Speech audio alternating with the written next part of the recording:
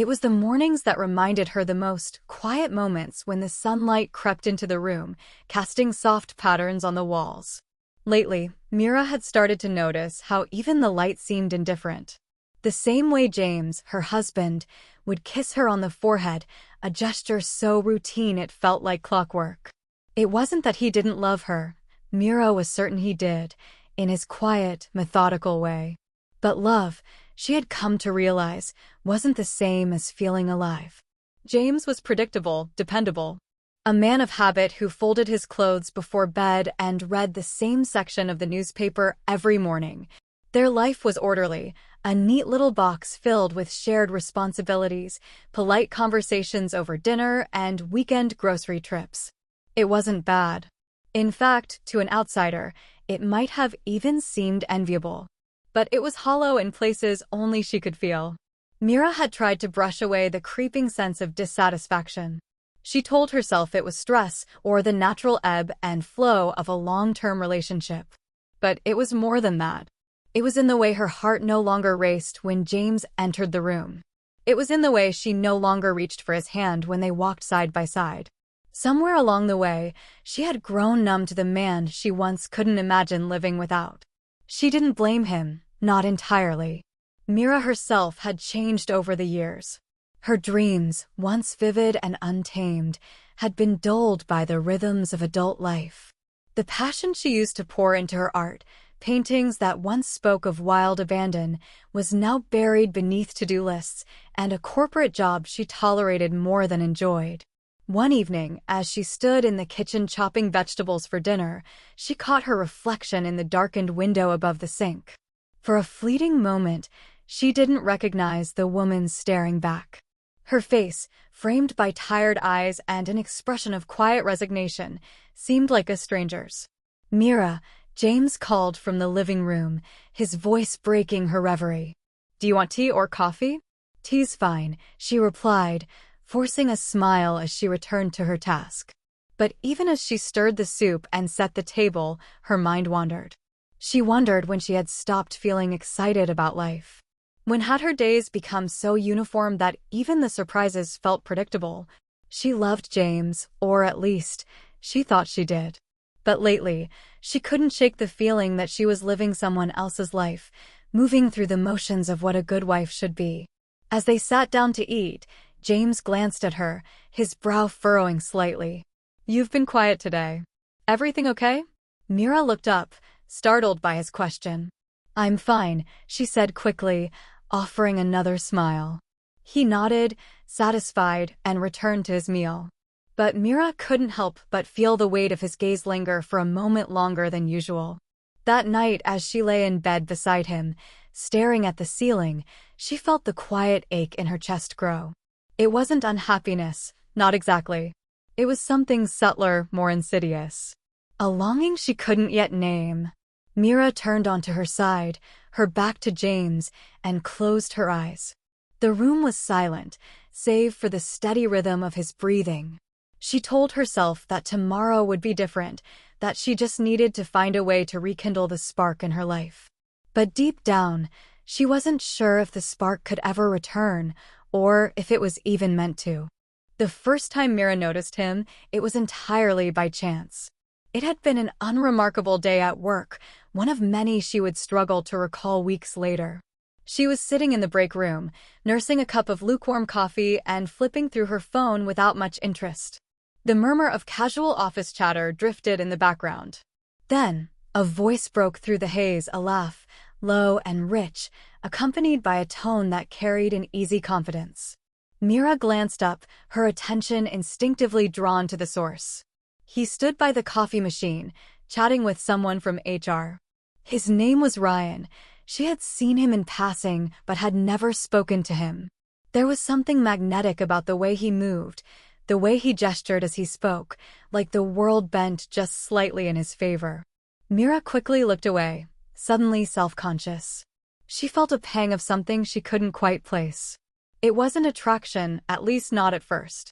It was more like curiosity, the kind that made her feel oddly alive, as though a dormant part of her had stirred awake.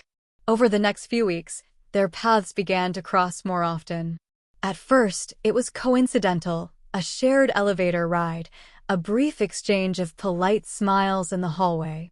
Then came the small conversations, a casual comment about the weather, a mutual gripe about a malfunctioning printer. He had a way of making even mundane topics feel engaging, his humor effortless and warm. One afternoon, they found themselves seated next to each other during a team meeting. Ryan leaned over as the presenter clicked through a painfully dull slideshow. "I think the font choice alone has put me to sleep," he whispered, his tone conspiratorial. Mira stifled a laugh, biting her lip to keep from grinning too widely. "You're terrible," she whispered back, but there was a lightness in her voice that surprised even her. After the meeting, he lingered as they filed out of the room. "I don't think we've officially met," he said, extending a hand. "Ryan." "Mira," she replied, shaking his hand. His grip was firm but unassuming, his smile easy. "Nice to finally put a name to the face," he said. "So, how long have you been with the company?" They chatted for a few minutes, about work, about the city, about nothing in particular. It was casual, harmless, the kind of conversation she had had 100 times before. And yet, as she walked back to her desk, she couldn't shake the feeling that something had shifted. It wasn't just the way he spoke or the way his eyes seemed to linger on hers a second longer than necessary. It was the way he made her feel, seen, in a way she hadn't felt in years. That evening, as she sat across from James at dinner, Mira found herself distracted. He was talking about his day, something about a delayed shipment at work, but her thoughts kept drifting back to Ryan. She chastised herself for it, tried to focus on the conversation in front of her, but it was no use. James noticed, his fork pausing midair. "You seem a bit distant lately," he said, his tone more curious than accusatory. Mira forced a smile. "Just tired, I think. Work's been hectic." He nodded, accepting her answer without pressing further. But as she cleared the plates and loaded the dishwasher, she felt a familiar ache settle in her chest, the same ache she had been carrying for months, now tinged with something new. That night, lying in bed beside her husband, Mira replayed the day's events in her mind. Ryan's voice, his laugh, the way he had looked at her. She told herself it was nothing, that it was just a fleeting moment of distraction. But deep down, she knew it wasn't.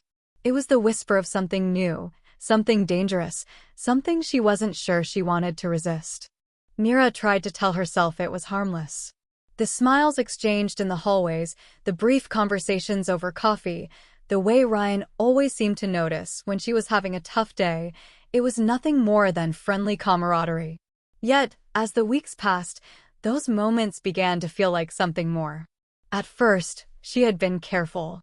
She avoided sitting too close to him during meetings and limited their interactions to polite exchanges. But Ryan had a way of drawing her out, of making her feel as though she were the most interesting person in the room. He had an uncanny ability to remember the smallest details about her, the way she liked her coffee, her favorite book, even a passing remark she had made about her childhood. One afternoon, as they stood by the coffee machine, Ryan handed her a cup without a word. Mira frowned in confusion, glancing at him. "Cinnamon and a splash of almond milk," he said with a grin. "Figured you could use it after the morning you've had." Myra's heart skipped a beat. "You didn't have to do that," she said softly, cradling the cup in her hands. "I wanted to," he replied, his gaze lingering on hers. It was such a small gesture, but it left her unsteady. For the rest of the day, she found it impossible to focus on her work. The line between friendly and something more had blurred, and she wasn't sure how to untangle it. That evening, as she walked into her apartment, James greeted her with his usual smile. He had cooked dinner, a simple pasta dish, and was already setting the table. "How was your day?" he asked, pulling out her chair for her. "It was fine," she said, forcing a smile. But as they ate, she found herself distracted once again. Every time James spoke, her mind wandered back to Ryan. She felt a pang of guilt, but it wasn't enough to silence the thrill she felt whenever she thought about him. The next day, Ryan stopped by her desk just as she was about to leave for lunch. "Feel like getting some air?" he asked casually. Mira hesitated. She knew she should say no, that it was better to keep things professional. But the thought of spending a quiet hour with him was too tempting to resist. They walked to a nearby park, the crisp autumn air brushing against their faces. Ryan talked about his family, his favorite travel destinations, the little things that made him happy. Mira found herself opening up in return, sharing stories she hadn't told anyone in years. "You're different, you know," he said as they sat on a bench overlooking the pond. Mira raised an eyebrow. "Different how?" Ryan smiled, his expression soft. "You don't realize how much you light up when you talk about something you care about. It's rare to see that kind of passion in people." Her breath caught in her throat. For a moment, she didn't know what to say. No one had looked at her like that in years, as though she were something extraordinary. As the weeks went on, their lunches became a regular occurrence. Mira told herself they were just friends, that there was nothing wrong with enjoying someone's company. But the way Ryan's eyes lingered on hers, the way his hand would sometimes brush against hers, it was becoming harder to ignore the electricity between them.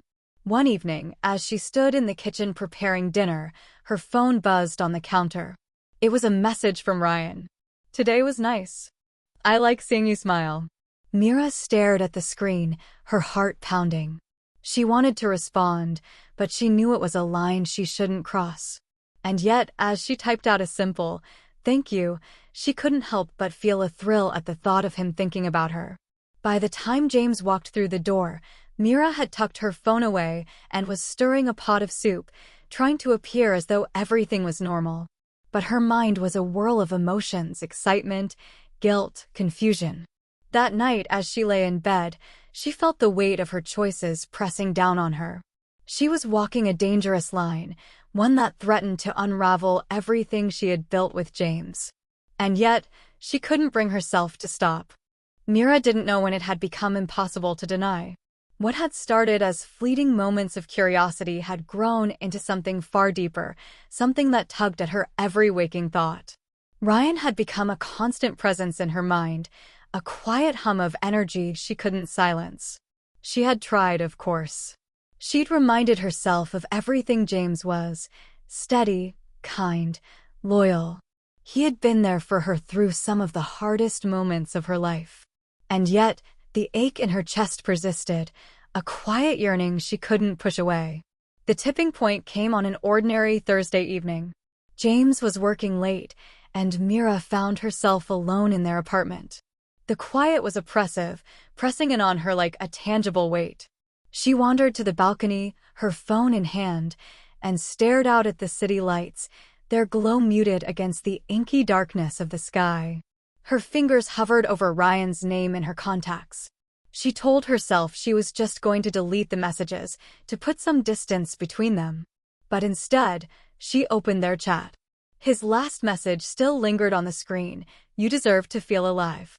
Before she could stop herself, she typed out a response. "I don't know what I'm doing anymore." His reply came almost instantly. "Then let me help you figure it out." It wasn't an invitation, not explicitly, but Mira knew what he meant. She felt her pulse quicken, a mix of fear and exhilaration coursing through her. She told herself she shouldn't go, that it would be crossing a line she could never uncross. And yet, an hour later, she found herself standing outside a small cafe, her breath visible in the cold night air. Ryan was already there, waiting for her by the window. When he looked up and saw her, his face broke into a smile that made her heart skip a beat. Inside, they talked like they always did, their words flowing easily. But there was an undercurrent to their conversation now, an unspoken tension that hung in the air. Mira felt it in the way his eyes lingered on hers, in the way his hand brushed against hers when he reached for his coffee. As they left the cafe, Ryan walked her to her car. For a moment, they stood in silence, the night wrapping around them like a blanket. "Mira," he said softly, his voice barely more than a whisper. "You don't have to keep pretending you're happy." Her breath hitched. He reached for her hand, his touch gentle, and she felt the world tilt beneath her feet. The next moments passed in a blur, a quiet collision of emotion, of longing, of everything she had been holding back for months. Mira didn't know how long they stood there, only that when she pulled away, her heart was racing and her mind was spinning. Driving home that night, Mira felt a storm of emotions swirling within her. Guilt, elation, fear, they all collided in a way that left her breathless. She couldn't stop thinking about Ryan, about the way he made her feel, about the life she could have with him. But as she stepped into the apartment and saw James's shoes neatly placed by the door, the weight of reality came crashing down on her. James was already home, sitting on the couch with a book in hand. He looked up and smiled when he saw her. "Hey," he said, his voice warm. "I thought I'd wait up for you." Mira forced a smile, her chest tightening.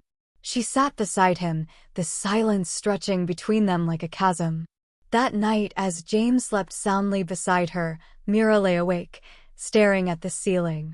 She was caught between two worlds, one filled with comfort and familiarity, the other with passion and uncertainty. She didn't know how she had gotten here, how her life had unraveled so completely. All she knew was that she couldn't stay in this limbo forever. But the question remained, who would she choose?